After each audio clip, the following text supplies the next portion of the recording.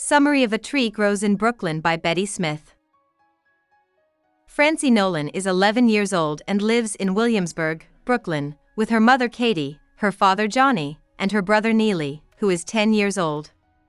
Francie and Neely make extra money for their family by rag picking, which means gathering trash from the street and their building and selling it to Carney's junk business for cash. Some people thought Francie wouldn't live because she was so sick and blue when she was born. But every time someone said this, Katie would point to a nearby grate where a weak tree was growing. Even though it wasn't getting much food, the tree's steady growth showed that it wanted to live, and Katie said that Francie would too. Francie has been taking care of her younger brother since she was 3 years old, while her mother works odd jobs and her father waits for singing waiter gigs or drinks to forget about how much he has to do. Francie is also a great student. She loves going to the library and is enchanted by the librarian's desk's brown bowl full of seasonal flowers. She also tells herself that she will read one book every day for the rest of her life. Katie helps both of her kids love reading by reading them parts of the Protestant Bible and Shakespeare every night before bed. Frances starts school when she is 7 years old. The rough things she goes through at first teach her about the unfair things that happen in American society. The school is too crowded, mostly made up of foreign kids who have trouble keeping themselves clean, and the director and teachers are mean. Miss Briggs, Francie's first teacher, doesn't like poor kids so much that she won't let them use the bathroom. One day, this rule makes Francie wet her pants. When Aunt Sissy talks to Miss Briggs about the problem, she first says that Francie has a kidney problem and then says that she will hurt the teacher if she doesn't learn to be nicer to Francie. Francie can leave the room to go to the bathroom after the meeting is over. Frankie doesn't stay at her first school for very long, though. She finds a small, old, red brick school that she would like to attend while walking on a Saturday in a part of Brooklyn she has never been to before. Johnny sets up her trip by pretending to be Francie and giving her a fake address. Frankie loves going to a school where the teachers are nice and she doesn't have to share a desk, even though it's 48 blocks from where she lives.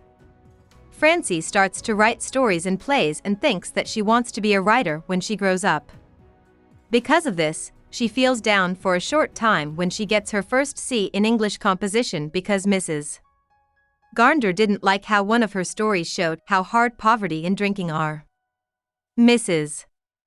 Garnder doesn't care that Francie's story was based on her own life, she doesn't know. She tells Francie that the point of art is to make things beautiful so that people can forget about how ugly the world is.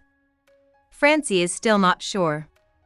Even though Francie grew up poor, being close to her loving family makes her life better. She thinks of herself as a mix of the Nolan family and the Romilly family, which is her mother's side. Aunt Evie does accents and tells funny stories about her husband Willie Flitman. She loves her Aunt Sissy because she is honest and loving. Francie admires her Grandma Mary Romilly's spirituality, love of God, and speaking skills. She also has some of her grandfather Thomas Romilly's cruel will. Johnny and Katie are both dreamy, and Francie is both sensible and dreamy. When Francie is young, Katie works as a building caretaker and cleans apartment homes for rent. Because her husband isn't reliable, the family depends on her to make ends meet. The soda and lye that Katie uses to clean floors have worn her hands. She occasionally thinks she isn't as beautiful as she used to be, but when she sees Sergeant Michael McShane at Maddie Mahoney's picnic, she quickly wants to be desirable again. Katie changes into a tougher lady as she ages. She is tired of working so much, and she worries that her kids will grow up and need her less, especially Neely, who she cares about more. Katie, on the other hand, is very protective of both of her kids. When the child molester who has been terrorizing the area attacks Francie, Katie shoots him in the legs with the gun Johnny takes from Bert. What a shock it is for Johnny's family when he dies at age 34 from pneumonia and problems caused by his heavy drinking. Katie is excited to have their third child, Annie Laurie, when he dies. Not only Katie has added a new family member, but so has other people. Aunt Sissy takes a baby girl from Lucia, a girl in the neighborhood whose parents moved there from Sicily. This is after giving birth to 10 babies that did not live. The girl is named Sarah by Sissy. Soon after that, Sissy gives birth to a healthy boy and names him Stephen Aaron. The Nolan family calls Annie Lori.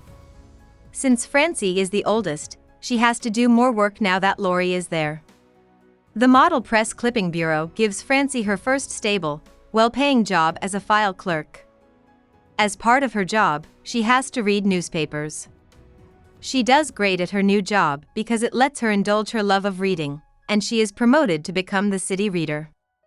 During the First World War, Francie loses her job and starts working as a teletype operator. She also takes classes at the college level, even though she hasn't finished from high school yet. She meets the good-looking and driven Ben Blake while she is getting her books, and he helps her with her schoolwork. Soon after, she meets Lee Rayner through a coworker as well. It seems like Francie has found love with the boy with the shy smile. When Francie gets a letter from Lee's wife, she tells her that he lied when he said he wanted to marry her after coming back from his tour of duty in France. This breaks her heart. The desire for Lee stays with Francie even though she starts dating Ben again. Sergeant McShane comes back into the family's life soon after his wife dies of tuberculosis after years of sickening them. He tells Katie that he wants to date her and plans to marry her in the fall. Neely and Francie agree. He is clear that he doesn't want to be Johnny's replacement, but he still wants to adopt Lori and give her his name so that she can know what it's like to have a dad. Francie sees that Neely has grown up to look just like Johnny. He also chooses a future in music, becoming a singer and piano player like his father. Frances is 18 years old now, and she wants to go to the University of Michigan at Ann Arbor. She goes on a date with Ben the night before she leaves for the Midwest. As she gets ready, she sees little Flory Wendy watching her from the building across the yard's fire escape. She used to be Flory's age and also liked to watch young women get ready for their dates. She goes outside and looks down into the yard. The tree from her childhood that was cut down to make room for wash lines has grown back from the stump. Francie shuts the window that faces the yard with sadness and says goodbye to her younger self. About the author. Smith was born to German refugees and raised in Williamsburg, Brooklyn. She never finished high school, but her first husband, George H. E. Smith, became a law student at the University of Michigan Ann Arbor and got her into the school as a special student who wasn't trying to get a degree. Smith wrote many essays, short stories, and plays while he was at Michigan. She went to Yale Drama School after winning the university's Avery Hopwood Award for playwriting. She finished a 3-year course but never got a degree because she didn't have a high school diploma. Smith split up with her first husband in 1938. Brooklyn was a big hit and was made into 2 movies, one by Elia Kazan that came out in theaters in 1945 and another that was shown on TV in 1974.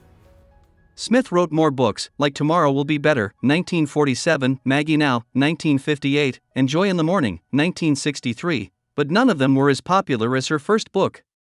Smith was very involved in the theater scene in Chapel Hill, North Carolina. Smith died at the age of 75. Hope we summarized it fully and you liked it. Please hit the like button and subscribe to our channel so that we are motivated to create more videos.